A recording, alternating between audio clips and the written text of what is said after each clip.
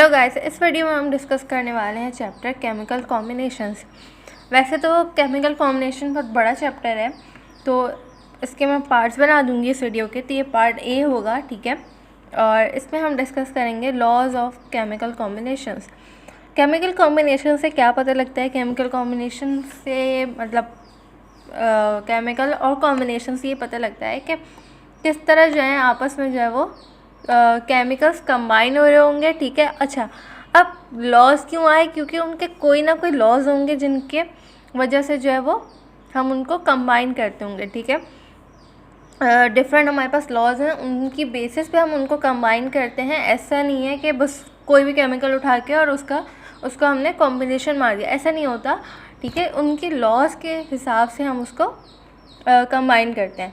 तो हमारे पास 4 basic laws हैं केमिकल कॉम्बिनेशन के। Number 1 law of conservation of mass, number 2 law of constant composition, number 3 law of multiple proportion and number 4 law of reciprocal proportion. तो हम हर एक law को देखेंगे एग्जाम्पल के साथ, ठीक है।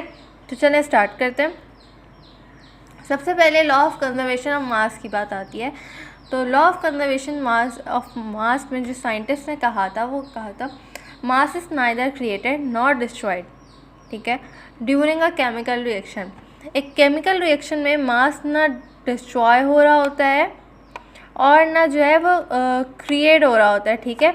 क्या मतलब है इससे? कोई भी जैसे हमारे पास केमिकल रिएक्शन किसी भी चीज़ का हो रहा है तो उसमें जो है ना मास डिस्ट्रॉय हो रहा है ना रिएक्ट हो रहा है, ना क्रिएट हो रहा है। इसकी एग्जांपल कैसे हम ले सकते हैं? लेट्स सपोज आपने एक वाटर लिया, ठीक है, आपको बनाना है जूस। मेरी ड्राइंग इग्नोर किएगा, मैं लैपटॉप से क्योंकि ड्रॉ करी हूँ तो फिर वो उसमें मसला हो रहा है। अच्छा, अब आपने इसमें डालना है पाउडर फॉर्म में जूस। लेट्स सपोज आप डाल रहे हैं टैंक डाल रहे हैं, ठीक है। आपने टैंक डाला और अब आप यहाँ पे डाल रहे हैं इसमें आइस क्यूब्स, इसको ठंडा करने के लिए, मज़ीद ठंडा करने के लिए आप क्या डाल रहे हैं इसमें? Ice cubes. अच्छा, वाटर कितना है? 1 ग्लास, ठीक है, 1 ग्लास ऑफ वाटर। सपोज़ इसका वेट कर लें आप है 5 ग्राम्स। सपोज़ ये 5 ग्राम से बहुत कम होता है, ठीक। टैंक की बात आती है तो आप समझें इसमें आपने डालना है 2 टेबल स्पून सपोज़, सही है। और 2 टेबल स्पून का हम वेट लगा लेते हैं यहाँ पे 2 ग्राम्स। आइस की बात आती है तो आइस सपोज़ कर लें 3 क्यूब्स डाल लें आपने, ठीक है। और ये हो गया हमारा, लेट्स सपोज़ हमने कह दिया इसको ये 3 ग्राम्स है। अच्छा, अब आप क्या करेंगे? आपने जूस बनाना है। आप क्या करेंगे? कोई मेहमान आ गया, आपने अब जूस बनाना है या अपने लिए बनाना है। लेट्स सपोज़ आपने वही वाटर लिया, ठीक है, कितने ग्राम्स का? 5 ग्राम्स का। आपने 2 टेबल स्पून ऑफ क्या डाली? टैंक डाल दिया इसमें, सही है। आपने टैंक डाल दिया 2 टेबल स्पून और कितना ग्राम था? 2 ग्राम। अब जब वाटर और टैंक जब कंबाइन हुए ये दोनों, ठीक है, जब ये दोनों प्लस हुए तो ये कितना हो गया टोटल? 7 grams of. इस ग्लास के अंदर की चीज़ों का अगर हम वेट करें, ग्लास के वेट को हटा के, मतलब वाटर और टैंक का वेट, अब टोटल कितना हो गया? 7 ग्राम, सही। ये काइंड ऑफ एक केमिकल रिएक्शन ही हो रहा है यहाँ पे। कैसे केमिकल रिएक्शन हो रहा है? क्योंकि वाटर के अंदर अब ये टैंक डिज़ोल्व हो रहा है। टैंक यहाँ पे था पाउडर फॉर्म में, ठीक है। अभी जब ये टैंक जो है पानी के अंदर गया, वाटर में हमने डाला तो ये हो गया लिक्विड फॉर्म में चेंज हो गया, ठीक है, डिज़ोल्व हो गया। तो अब ये दोनों लिक्विड बन गए और वाटर में टैंक अच्छे से डिज़ोल्व हो गया, सही।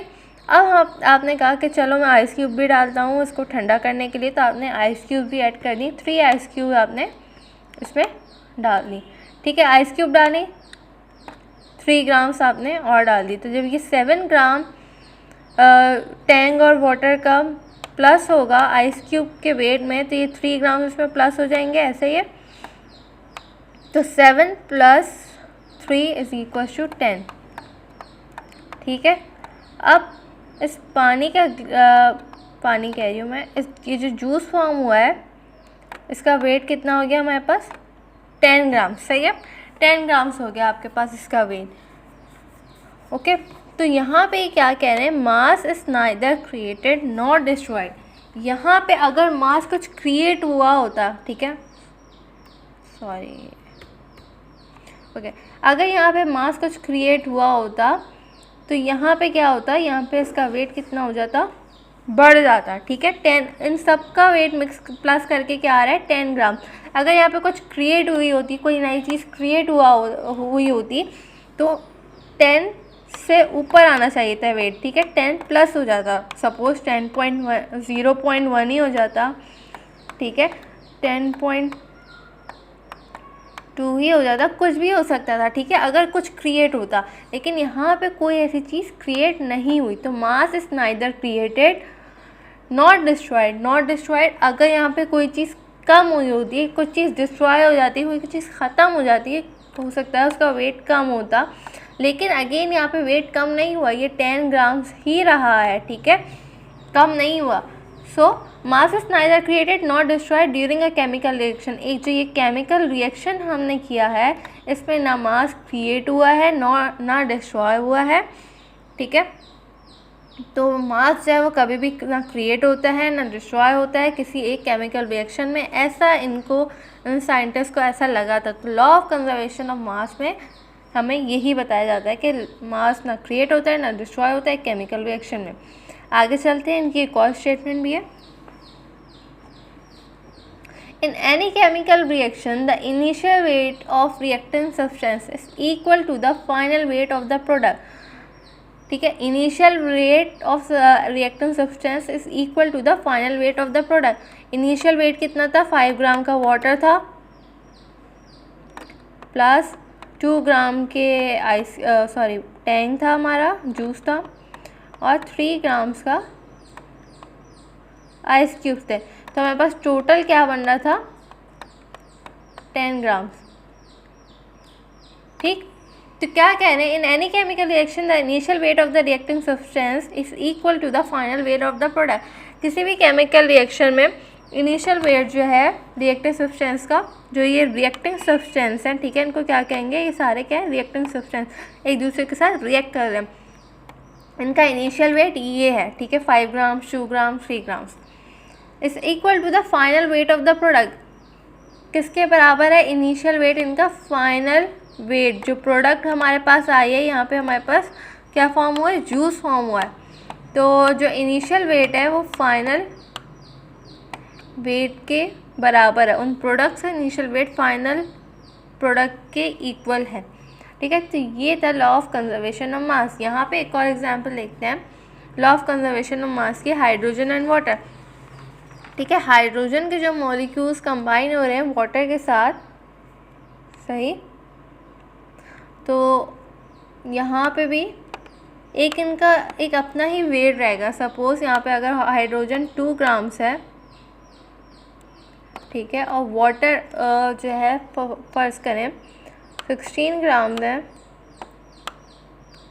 तो जब हम इनको वाटर फॉर्म होगा ऑक्सीजन और हाइड्रोजन के मॉलिक्यूल से, तो टोटल जो वाटर फॉर्म होगा उसका वेट कितना होगा, 18 ग्राम। 18 ग्राम्स कैसे आया, 2 + 16 इज इक्वल टू 18 ग्राम, ठीक है। तो हाइड्रोजन और ऑक्सीजन जब कंबाइन होंगे, दो केमिकल्स जब कंबाइन होंगे, तो उनका वेट किसके इक्वल आएगा, जो उनका इनिशियल वेट है वही जब प्रोडक्ट उनकी बनेगी, ये प्रोडक्ट है, तो उसके इक्वल ही होगा फाइनल वेट। आई होप यहाँ तक आपको क्लियर होगा law of conservation of mass, सही।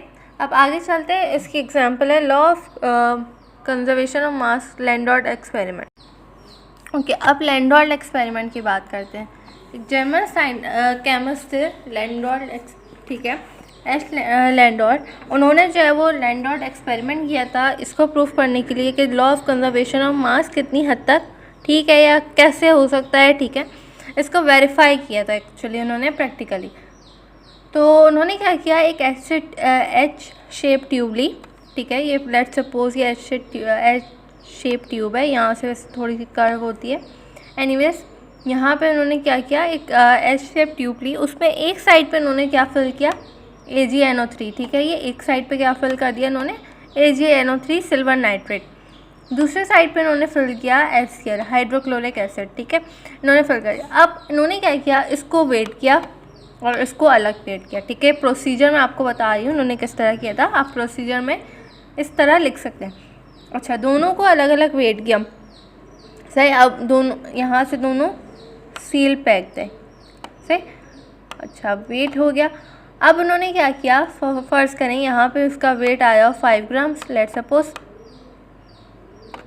और इसका भी आया होगा 5 ग्राम्स सपोज, ठीक है। अच्छा, अब दो गया। अब इन्होंने क्या किया, फिर दोनों को जो है वो मिक्स कर दिया, ठीक है। अब दोनों को जब मिक्स कर दिया तो AgNO3 जो है वो किससे रिएक्ट हो गया, HCl से, ठीक है।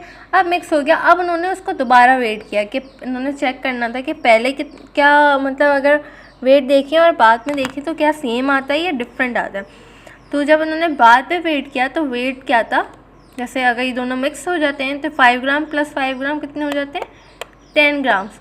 तो वेट इनिशियल सब्सटेंसेस का जो वेट था कंबाइन होकर जब फाइनल प्रोडक्ट बनी तो उन्हीं का ही वेट जो है कंबाइन हुआ, ठीक है। इसका मतलब ये है कि ना कुछ इसमें एक्स्ट्रा क्रिएट हो रहा है, ठीक है, और ना कुछ यहाँ पे डिस्ट्रॉय हो रहा है, तो इसका वेट 10 ग्राम्स ही आया, सही। तो हमने जो law of conservation of mass पढ़ा था उसमें हमने यही पढ़ा था, any chemical reaction the initial weight of reactor substance is equal to the final weight of the product. जो इनिशियल वेट है जो रिएक्ट कर रही है सब्सटेंसेस, उनका वेट जो है फाइनल प्रोडक्ट के इक्वल है। और जो इससे पहले हमने पढ़ा था वो था मास is neither created not destroyed during a chemical reaction. अगर तो मास वहाँ पे क्रिएट हो रहा होता या डिस्ट्रॉय हो रहा होता, ठीक है, तो वहाँ पे कुछ ना कुछ हमें वेट पे फ़र्क होता, लेकिन ऐसा नहीं था, वेट पे फ़र्क नहीं था, वेट सेम था। बस क्या हुआ, एक नई प्रोडक्ट बन गई। जब AgNO3 इसके साथ रिएक्ट किया तो एक नई प्रोडक्ट बन गई। इसको हम देखते हैं, जब AgNO3 HCl के साथ रिएक्ट किया, ऑब्जर्वेशन क्या हुई, तो यहाँ पे क्या बन गया, सिल्वर जो है वो जाके क्लोरीन के साथ रिएक्ट हो गया, AgCl बन गया, सही। और NO3 किसके साथ कंबाइन हो गया, H के साथ मिल गया HNO3, वो फॉर्म हो गया। सो वेट जो है इनका, जो यहाँ पे वेट था 5 ग्राम्स, वो यहाँ पे भी कंबाइन होने के बाद क्या रहा, सेम रहा। तो ऐसा नहीं होता कि मास जो है वो ना क्रिएट हो रहा है यहाँ पे और ना डिस्ट्रॉय हो रहा है, मास सेम रहेगा। अब आगे चलते हैं। अच्छा, आगे चलने से पहले जो अभी हमने 2 पार्ट्स डिस्कस किए हैं उसमें से जो क्वेश्चन आ सकते हैं, जो क्वेश्चन इसमें कवर हो रहा है वो है state the law of conservation of mass and explain it with examples. अब आपको मैंने एक्सप्लेन कर दिया है लॉ ऑफ कंजर्वेशन ऑफ मास क्या होता है, और आपको एग्जाम्पल भी मैंने एक्सप्लेन कर दिया है, और होप आपसे अब ये क्वेश्चन आप कर लेंगे। सेकेंड क्या है, describe Landolt experiment for practical verification of law of conservation of mass. आपने लैंडोर्फ एक्सपेरिमेंट को एक्सप्लेन करना है और आपने इसमें हेडिंग्स रखनी है। आप प्रोसीजर की हेडिंग रखेंगे, ठीक है, इसके बाद आप ऑब्जर्वेशन की हेडिंग रखेंगे और एक आप हेडिंग रखेंगे रिज़ल्ट की, जो फाइनल रिज़ल्ट आया कि मास जो है वो सेम रहा, ना कुछ यहाँ पे डिस्ट्रॉय हो रहा है ना कुछ इसमें यहाँ पे क्रिएट हो रहा है, और इनिशियल वेट के इक्वल रहा फाइनल वेट। तो ये आपका रिज़ल्ट आया। Okay, law of constant composition. So law of constant composition में क्या कहा गया है, in any particular chemical compound all samples of the compound will be made of the same element and the same proportion of mass। क्या मतलब हुआ इसका, किसी भी केमिकल कंपाउंड में, अब कंपाउंड क्या होता है, जो 2 या 2 से ज़्यादा एलिमेंट से मिलके जो फॉर्म होता है हमारे पास प्रोडक्ट, उसको हम कहते हैं कंपाउंड, ठीक है। all the samples of the compound of that compound will be made up of, जितने भी सैंपल होंगे उस एक कंपाउंड के will be made up of the same element in the same proportion और रेशो, ठीक है। लेट सपोज हमने पिछले उसमें बनाया था, टैंक बनाया था, ठीक है, हमने 1 ग्लास बनाया था, ये क्या हो गया, एक कंपाउंड कह देते हैं हम उसको, ठीक है।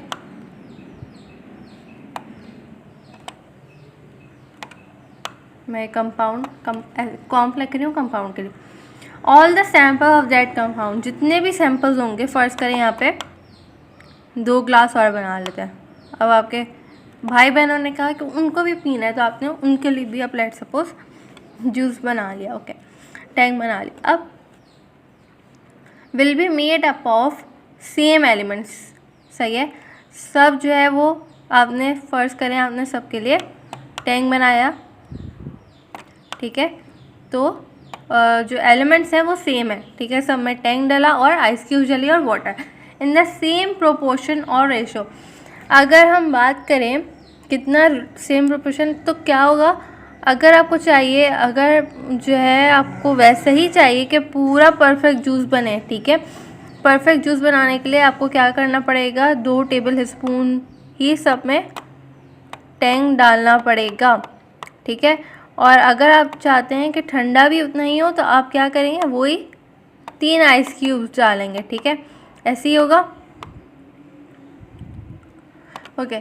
सो दोबारा पढ़ते हैं, in any particular chemical compound, कोई भी एक पर्टिकुलर केमिकल कंपाउंड ले लें, सपोज यहाँ पे हमने ले लिया है टैंक को, एक केमिकल कंपाउंड ले लिए, all samples of that compound, हर सारे सैम्पल उस कंपाउंड के will be made up of the same element, सारे जितने 3 सैम्पल्स हैं यहाँ पे हमारे पास 1 2 3, ठीक है, तीनों जो है वो सेम एलिमेंट से बने हैं, ठीक है।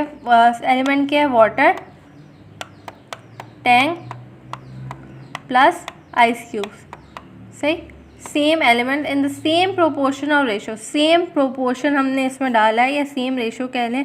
1 ग्लास वाटर है तो यहाँ पे 2 टेबल स्पून जो है वो टैंक था और 3 आइस क्यूब्स थी, तो रेशो क्या हुआ, अगर हम रेशो की बात करें, सेम रेशो या इनका प्रोपोर्शन सेम है, ठीक है।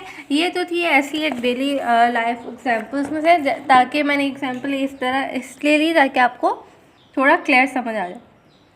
अच्छा, अब एक एग्जाम्पल लेते हैं एलिमेंट्स की। यहाँ पे हमने लिया हुआ है हाइड्रोजन, ऑक्सीजन और इससे कंबाइन होकर क्या बन रहा है, वाटर। तो हाइड्रोजन किससे डिनोट होता है, एस से, वाटर होता है ओ से। यहाँ पे हाइड्रोजन के जो मॉलिक्यूल्स हैं वो 2 मॉलिक्यूल्स हैं और ऑक्सीजन के 16 मॉलिक्यूल्स हैं, सही है। जब ये कंबाइन में वाटर फॉर्म हुआ, इनका क्या बन गया, रेशो क्या आया, 1/8। 1/8 कैसे आ गया है, 2/16 को जब डिवाइड करेंगे, ठीक है, 2 1 ज़ा और 2 8 ज़ा 16, तो ये आ जाएगा 1/8 का रेशो, ओके। अब वापस बात करते हैं, जब हाइड्रोजन ऑक्सीजन से रिएक्ट की तो यहाँ पे वाटर फॉर्म हुआ, ठीक है, किस तरह, उसका रेशो क्या था, 1/8। अब हमने पीछे पढ़ा था जितने भी केमिकल कंपाउंड हैं उनके सेम सैंपल। अब ये कंपाउंड क्या है यहाँ पे, वाटर। अब सैंपल्स की बात क्या आ गई, तो ये रिवर्स का पानी होता है, सी का पानी अलग होता है, ठीक है, हैंड पंप का पानी अलग होता है, वाटर पंप में पानी अलग आ रहा होता है, तो ये डिफरेंट सैंपल्स हो गए, ठीक है, वाटर पंप, ओके। तो ये डिफरेंट सैंपल्स हो गए, एक ही कंपाउंड के डिफरेंट सैंपल हो गए। उन्होंने कहा था कि एक ही कंपाउंड के डिफरेंट सैंपल में जो एलिमेंट डल रहे हैं हमारे पास, जो ये एलिमेंट्स डल रहे हैं वाटर फॉर्म, ये 3 सारी जगहों पे जो क्या है, वाटर है। और वाटर किससे फॉर्म होता है, हमेशा हाइड्रोजन और ऑक्सीजन से, तो वाटर फॉर्म होता है, ठीक है।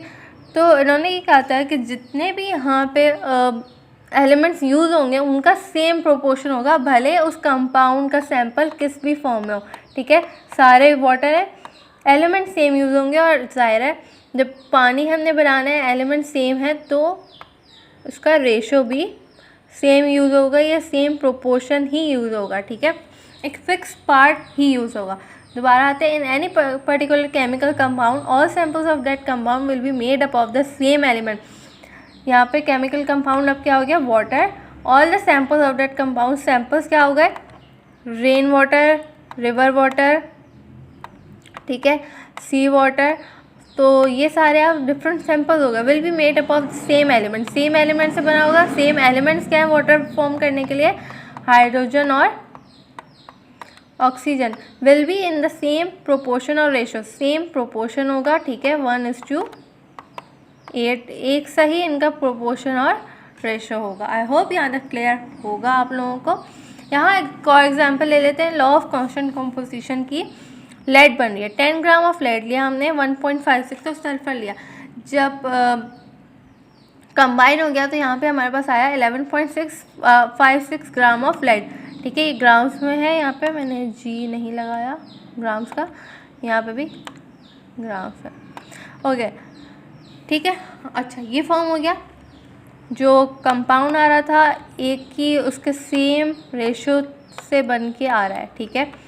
और इन दो एलिमेंट्स के इतने रेशो से बन के ये हमारे पास कंपाउंड फॉर्म हो रहा है। अब यहाँ पे इन्होंने क्या किया, सल्फ़र की क्वांटिटी सेम है लेकिन लेड की क्वांटिटी क्या कर दी, इंक्रीज़ कर दी। तो यहाँ पे जो हमारे पास लेड बनेगा वो उतने ही लेड सल्फाइड बनेगा, उतने ही लेड से कंबाइन होके बनेगा। बाकी जो लेड था ना, ये यहाँ पे कितना था 10, यहाँ पे 18 है। कितना ज़्यादा है, यहाँ पे 8 ग्राम ज़्यादा है। और सल्फ़र की क्वांटिटी सेम है, तो उस जितना इस सल्फ़र से कंबाइन होना था, रिएक्ट होना था, वो कितना था 10 ग्राम ही था। वो इससे हो गया कंबाइन, ये आपके पास 11.56 लेड सल्फाइड आ गया। प्लस और क्या है हमारे पास 8 ग्राम ऑफ लेड, जो यहाँ पे लेड यूज़ नहीं हुई वो यहाँ पे वापस आ गई। तो डिफरेंट कंपाउंड्स जब फॉर्म होते हैं उनके अंदर सेम रेशो और सेम प्रोपोर्शन लगता है उन एलिमेंट्स का, ठीक है। अब आगे चलते हैं क्वेश्चंस। तो यहाँ जो इस टॉपिक में क्वेश्चन कवर हो सकता है वो है state the law of constant composition. आपने लॉ बताना है, ठीक है। आप क्या डालेंगे, पहले इंट्रोडक्शन की हेडिंग डालेंगे, थोड़ा उसको एक्सप्लेन कर देंगे 1-2 लाइन में। स्टेटमेंट की हेडिंग आपने डाली, उसमें स्टेटमेंट जो हमने देखा है अभी वो लिखेंगे, और विद एग्जाम्पल्स फिर आपने इसको एग्जाम्पल्स लिख देनी है। चाहें तो आप यहाँ पे एक्सप्लेनेशन भी डाल सकते हैं, उसी स्टेटमेंट को अपने ओन वर्ड्स में यहाँ पे एक्सप्लेन कर दें। तो एक ऐसा होगा कि एक हेडिंग और इंक्रीज़ हो जाएगी और अच्छा भी लगेगा वो। Okay, law of constant composition को लॉ ऑफ डेफिनेट प्रोपोर्शन भी कहते हैं। अगर आपके पास आ जाए state the law of definite proportion या state the law of constant composition, तो आपने परेशान नहीं होना, दोनों एक ही चीज़ है। अब आगे मूव करते हैं। Law of multiple proportion. Law of multiple proportion किसने दिया था, जॉन डाल्टन ने। ये आपके पास आ जाएगा इंट्रोडक्शन में। अगर हम बात करें हेडिंग्स की, ठीक है, स्टेट्स दैट, अब ये स्टेटमेंट आ गई है, when two elements combine with each other to form more than one compound. जब दो एलिमेंट्स कंबाइन होते हैं एक साथ to form more than one compound, एक से ज़्यादा कंपाउंड बनाने के लिए। फर्स्ट करें यहाँ पे, अगर हम कार्बन लें और ऑक्सीजन लें, ठीक है, ये अगर दोनों कंबाइन होते हैं इससे कार्बन मोनोऑक्साइड भी बनता है और कार्बन डाइऑक्साइड भी बनता है, ठीक है, CO2, ठीक है, ये C है। ओके, जब दो एलिमेंट्स कंबाइन होते हैं to form more than one compound, दो एलिमेंट कंबाइन हो रहे हैं एक से ज़्यादा कंपाउंड बनाने के लिए, एक कंपाउंड ये हो गया, एक कंपाउंड ये हो गया, ठीक है। The weight of one element that combine with the fix wait of the other element others are in the ratio of a small whole number. The weight of one element, एक element का wait जो है वो combine with the fix wait of the other element, एक element जो है वो एक फिक्स वेट के साथ कंबाइन होगा दूसरे एलिमेंट से in a ratio of small whole number. एक रेशियो होगा स्मॉल होल नंबर के उस फॉर्म में कंबाइन हो रहा होगा। एग्जाम्पल देखते हैं, ratio of different masses of oxygen and carbon. अच्छा, यहाँ पे एक और एग्जाम्पल आ गई। तो यहाँ पे क्या है, जब कार्बन और हमारे पास जो है कार्बन और ऑक्सीजन जब रिएक्ट करेंगे तो एक ही उनका रेशियो होगा। किस तरह, जैसे जितना रेशियो यहाँ पे लगा है कार्बन और ऑक्सीजन का, उतना ही यहाँ पे भी एक फ़िक्स होगा। या तो ऑक्सीजन का एक फ़िक्स रेशियो होगा या कार्बन का एक फ़िक्स अमाउंट होगी। सपोज़ यहाँ पे कार्बन 12 ग्राम यूज़ हो रहा है, फिक्स हो गया, ठीक है। तो यहाँ पे भी एक 12 ग्राम ही यूज़ हो रहा है कार्बन, सिर्फ ऑक्सीजन इंक्रीज़ हो रही है। डिफरेंट कंपाउंड बनाने के लिए ऑक्सीजन यहाँ पे क्या हो गई, इंक्रीज़ हो गई। यहाँ पे कितनी थी, फर्स्ट करें एक सिंगल मॉलिक्यूल था, मतलब 8 ग्राम थी, यहाँ पे डबल हो गई, यहाँ पे कितनी हो गई, 8 का डबल क्या होता है 16 ग्राम हो गई, 2 आ गया। तो इसका मतलब यहाँ ऑक्सीजन डबल हो गई लेकिन कार्बन सेम रहा। अब यहाँ पे बात करें तो ratio of different masses of oxygen and hydrogen, oxygen और हाइड्रोजन रिएक्ट कर रही है, ठीक है। यहाँ पे कंबाइन हुआ, वाटर फॉर्म हो गया, ठीक है। और यहाँ पे जब उन्होंने कंबाइन किया तो ये हाइड्रोजन पर ऑक्साइड फॉर्म हो गया। यहाँ पे हाइड्रोजन कितनी है, 1-2 मॉलिक्यूल्स है, ठीक है। यहाँ पे भी क्या है, H2 2 मॉलिक्यूल हैं, यहाँ पे O था तो मतलब एक पार्ट ऑक्सीजन का यूज़ हो रहा है 16, यहाँ पे डबल हो गया तो यहाँ पे 16 को अगर हम डबल करें तो होता है 32 है। अच्छा यहाँ पे भी ये 16 होगा, लेकिन समझने के लिए वो 8 भी सही था, लेकिन ऑक्सीजन का वो क्या है 16 और डबल होके अगेन 32 हो गया। तो एक एलिमेंट का मास जो है वो फिक्स है, 12 है, कार्बन 12 यूज़ हो रहा है, लेकिन ऑक्सीजन चेंज हो रही है और उससे हमारे पास डिफरेंट कंपाउंड आ रहे हैं। यहाँ पे भी ऑक्सीजन जो है वो चेंज हो रही है, हाइड्रोजन सेम रही है हमारे पास, ठीक है, 2 मॉलिक्यूल हैं, 2 मॉलिक्यूल हैं। तो यहाँ पे वो क्या कह रहे हैं, वापस अगर हम चाहते हैं, when two elements combine with each other to form more than one compound, 2 elements combine हो रहे हैं 2 से ज़्यादा कंपाउंड बनाने के लिए, the weight of one element that combine with the fixed weight of the other element, एक wait element का वेट जो है वो दूसरे के फिक्स वेट के साथ कंबाइन होगा, are in ratio of small whole number, एक रेशियो होता है उनका स्मॉल होल नंबर्स का, उसके अकॉर्डिंग ही वो कंबाइन हो रहे होते हैं। अगर हम यहाँ पे देखें तो यहाँ रेशियो क्या बनेगा, अगर डिवाइड हो जाए 1:8, और यहाँ पे क्या बनेगा 1:, सॉरी इसको डिवाइड कर दिया मैंने डायरेक्ट, तो 1:16। तो स्मॉल होल नंबर होते हैं रेशियो के, ठीक है, ओके। अच्छा यहाँ जो क्वेश्चन कवर हो रहा है वो होगा state the law of multiple proportion, हो सकता है आगे आ जाए, मैंने मेंशन तो किया था, ओके ये है वो इसका question, state the law of multiple proportion, ठीक है। तो लॉ क्या, इसके क्वेश्चन ये है, अब लॉ बताएंगे इसका और एग्जाम्पल लिखेंगे। चलें आगे चलते हैं। Law of reciprocal proportion, law of reciprocal proportion क्या कहता है, if two different elements combine separately with the same weight of the third element, 2 different element combine होते हैं सेपरेटली तीसरे के वेट से, same wait of the third element, जैसे यहाँ पे अब क्या कंबाइन हो रहा है, C ले लेते हैं, H ले लेते हैं और हम यहाँ पे ले लेते हैं O, 2 डिफरेंट एलिमेंट्स कंबाइन हो रहे हैं आपस में, 2-2 करके ही कंबाइन होंगे, ठीक है। तो यहाँ अगर C और H कंबाइन होगा तो ये CH4 बनेगा विच इज़ मीथेन, ठीक है। अगर यही C जो है हमारे पास कंबाइन हो जाए O से तो ये बनेगा CO2 कार्बन डाइऑक्साइड, और ये वाला अगर हाइड्रोजन इससे हो जाए तो ये बनेगा H2, ओके। तो क्या कह रहे हैं, if 2 different element combine separately with the same weight of the third element, the ratio of the masses in which they do so are either the same or simple multiple of the mass ratio in which they combine। कह रहे हैं कि जिस ratio में एक मतलब एक दूसरे से रिएक्ट हो रहे हैं, ठीक है, कंबाइन हो रहे हैं, combine is a correct word, जिस रेशियो में एक दूसरे से कंबाइन होंगे, इन which they do so are इधर द सेम, या तो वो सेम उनका रेशियो होगा यहाँ पर उनका मल्टीपल होगा। किस तरह, अब एग्जांपल देखते हैं, example 8 gram of oxygen reacting with 1 gram of oxygen to form water, ठीक है, 1:8 हो गया यहाँ पे, ठीक है, 1 ग्राम ऑक्सीजन की और 1 ऑक्सीजन की है।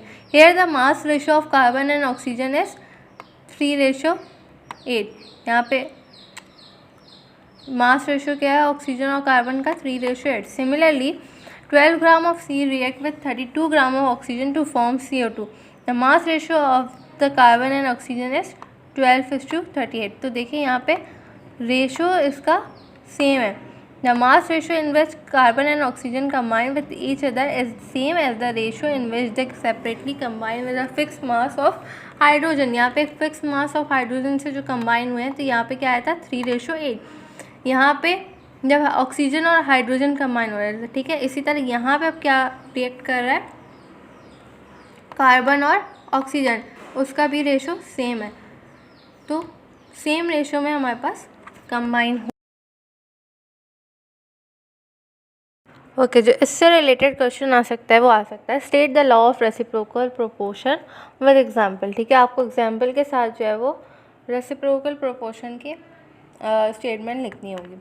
अगेन वही हेडिंग आप लिखेंगे, इंट्रोडक्शन, ठीक है, स्टेटमेंट, एक्सप्लेनेशन और लास्ट में एग्जांपल्स आ जाएंगी। क्लियर? आई होप ये वीडियो आपके लिए बहुत हेल्पफुल रही होगी, मतलब कहीं ना कोई हो सकता है आपका डाउट क्लियर हो गया होगा। अगर आपको वीडियो अच्छी लगी हो तो लाइक कीजिएगा और कमेंट सेक्शन में मुझे बताएं कि आपको ये वीडियो कैसी लगी और क्या आप चाहते हैं कि मैं और वीडियोस बनाऊं इसी तरह, और केमिस्ट्री और फिज़िक्स और टॉपिक्स पे भी। सो अपने व्यूज़ ज़रूर शेयर कीजिएगा मेरे साथ कमेंट सेक्शन में। चैनल ज़रूर सब्सक्राइब कर दें और बेल आइकन को लाजमी प्रेस कर दें ताकि आपको हर नई वीडियो जो आएगी मेरी उसका आपको नोटिफिकेशन मिलता रहे। सो अपना ख्याल रखिएगा। Thanks for watching. अल्लाह हाफ़िज़।